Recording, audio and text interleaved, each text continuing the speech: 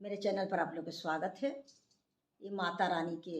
होली भजन अच्छा लगे तो लाइक शेयर और सब्सक्राइब कीजिएगा, कमेंट भी करके बताइएगा। ओ रंग बरसे, ओ रंग बरसे भीगे मैया के चुनरी, रंग बरसे, ओ रंग बरसे भीगे मैया के चुनरी, रंग बरसे, ओ रंग बरसे भीगे मैया के चुनरी, रंग बरसे।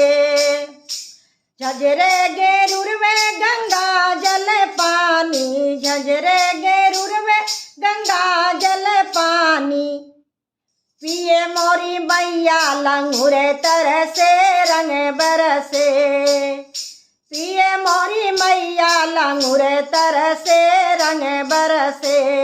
ओ रंग बरसे भीगे मैया के चुनरी, रंग बरसे, ओ रंग बरसे भीगे मैया के चुनरी, रंग बरसे।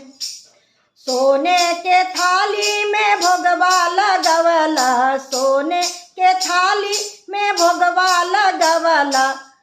अरे जेवे मोरी मैया लंगुरे तरसे, रंग बरसे, जेवे मेरी मैया लंगुरे तरसे, रंग बरसे, हो रंग बरसे भीगे मैया के चुनरी, रंग बरसे, हो रंग बरसे भीगे मैया के चुनरी, रंग बरसे।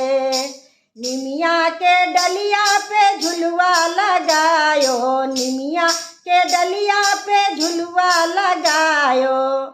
अरे झूले मोरी मैया लंगुरे तरसे, रंग बरसे, झूले मोरी मैया लंगुरे तरसे, रंग बरसे, हो रंग बरसे भीगे मैया के चुनरी, रंग बरसे, हो रंग बरसे भीगे मैया के चुनरी, रंग बरसे। अड़हुल के फुलवा के माला बनायो, अड़हुल के फुलवा के माला बनायो, पेने मेरी मैया लंगुरे तरसे, रंग बरसे, आए पेने मेरी मैया लंगुरे तरसे, रंग बरसे, हो रंग बरसे भीगे मैया के चुनरी, रंग बरसे, हो रंग बरसे भीगे मैया के चुनरी, रंग बरसे। गैया के घिउआ से आरती उतारे, गैया के घिउआ से आरती उतारे, हंसे मोरी मैया लंगुरे तरसे, रंग बरसे, आए देखे मोरी मैया लंगुरे तरसे, रंग बरसे,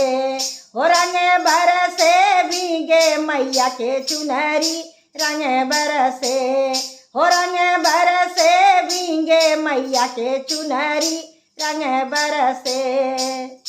सब सेवखन मिली भजन सुनाए, सब सेवखन मिली भजन सुनाए, भजन सुनाए हो भजन सुनाए, सुने मोरी मैया लंगुरे तरसे, रंग बरसे, हो रंग बरसे भीगे मैया के चुनरी, रंग बरसे,